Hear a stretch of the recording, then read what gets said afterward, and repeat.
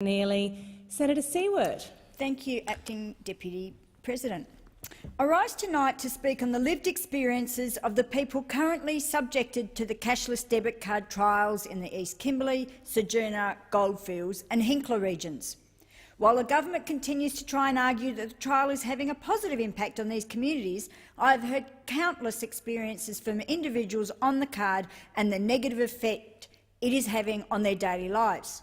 Tonight I will share with you some of these experiences. These experiences document the raw, on-the-ground effects of a program that unfairly stigmatises, isolates and controls people on income support. Firstly, for many, there is a sense of shame with being on the card. Many are embarrassed at being part of the program that is unfairly linked with alcohol and drug dependency. One constituent told me, "I have never done drugs in my life. I don't gamble and I don't drink alcohol. Within the first few times of using this card, I faced my first real problem, public shaming, when one of the old EFTPOS machines was not working properly and two tradies behind me said, 'Look, it's one of those junkie cards.' Immediately I broke down, started to cry and ran out of the store. I have never been subject to such public humiliation in my life, which sent me into a spiral where I didn't want to use my card again. Anxiety attacks got so bad I was vomiting and I lost 3.5 kilos in a week." One father of two sons told me of his experience. "I'm an adult that managed perfectly fine before the card was introduced. I don't drink, I don't do drugs of any kind, and I certainly make sure my sons are catered for. After being a father for 15 years, my boys have never gone without anything until now. My eldest son has been bullied and ridiculed at school because another student saw me using the card. He is now known as the son of a crackhead. His pocket money that he works his backside off for is now cashless, because the 20% I'm allowed, in inverted commas, is for second-hand items such as uniforms, emergencies, or just a good bargain that would benefit my children. I now can't take my youngest son to the bowling alley on the weekend. It's something he really enjoys and looks forward to, as I only get him on weekends due to school. Now I can't use the card there because they sell alcohol. I didn't sign up for this card or its discriminatory policies. It was forced on me and my children against my will. Now me and my children have to go without and completely rearrange a schedule that worked for many years. It is an absolute joke." Many participants have shared with me how their mental health has suffered whilst being on the card. We must not underestimate how shameful it is to have something or someone take control of your finances the way the card does. To have a constant fear that your card will be declined at a store or your rent won't be paid on time. One correspondent told me, "Being placed in the card has destroyed my mental health. The terror of not having control over when my bills will be paid or the assurance of my bank being a reliable institution means that even when I fall asleep, despite my pain, it's often interrupted by nightmares." The restrictive nature of the card strips participants of their financial freedom, causing undue additional stress. These are people who are already finding it tough and are now being forced to jump through the hoops of indue in order to manage their own budgets. One trial participant articulated to me, "The card is making life more difficult. If I want to pay bills early, I need to ask permission. If I want to pay an extra rent, I need to ask permission.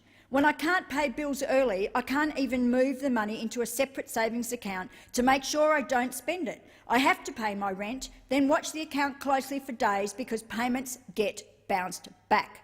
Recently, I went to pay my rego 3 months early, but Main Roads wouldn't take my money.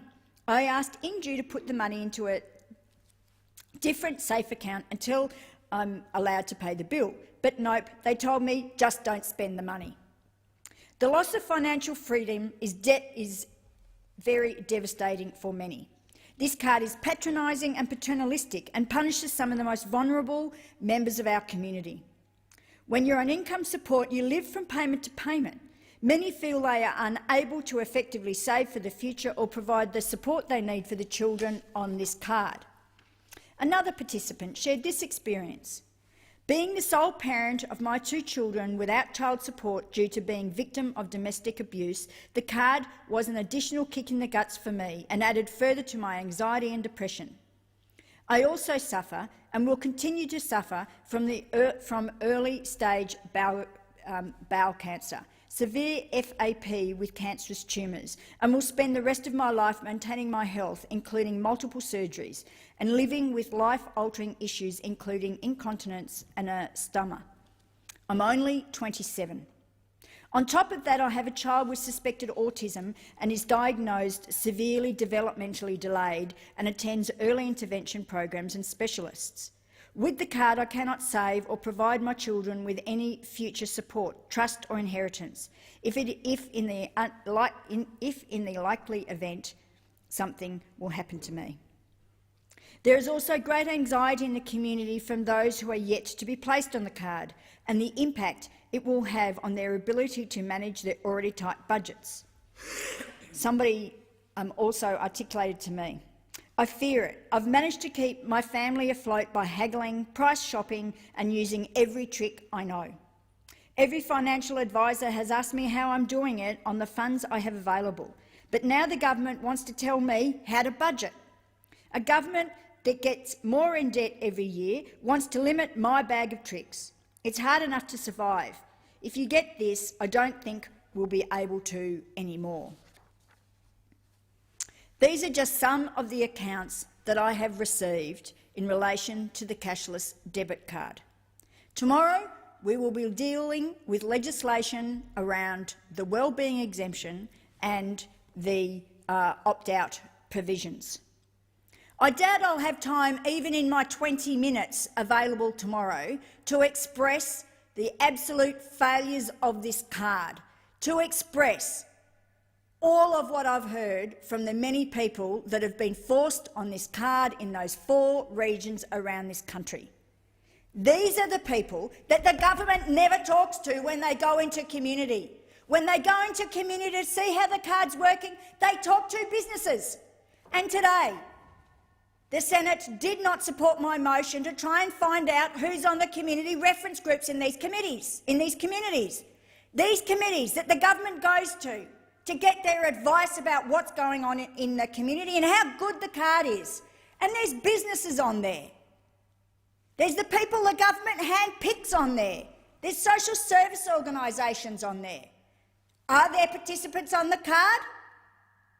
Who knows, because the government is refusing to let the community know who's on those committees. The same goes for the community panels, the panels that are deciding people's futures, whether they'll be 80% quarantined or, if you're really good and nice, you may get it reduced to, say, 50%, by people who you may know walking down the street, or in fact you may be having an argument with. But again, nobody in the community knows and no one outside the community knows, because the government's keeping that secret as well. This is an ideological experiment against people that have done nothing wrong, other than, from in the government's eyes, they're wrong because they can't find a job. The government blames people for not being able to find a job and then links them, as has been I've just articulated, to drugs, alcohol and gambling. I've also heard accounts from people who've been spat on in the street and regularly told they're on the druggy card. They try to hide it when they go to use the EFTPOS. By using your hand, you can mostly cover up the grey of the card. Everybody knows what an indue card looks like in those 4 communities. Everybody knows that it means that you're on income support. It's an appalling way to treat people who are already trying to survive on payments that keep them below the poverty line. We know New Start's below the poverty line, and let's rub it in a little bit more by forcing you to be subject to denigration and stigmatised by being on this card. This card needs to be abandoned, New Start needs to be increased, and let's Thank you, start Senator treating people Siewert. with dignity.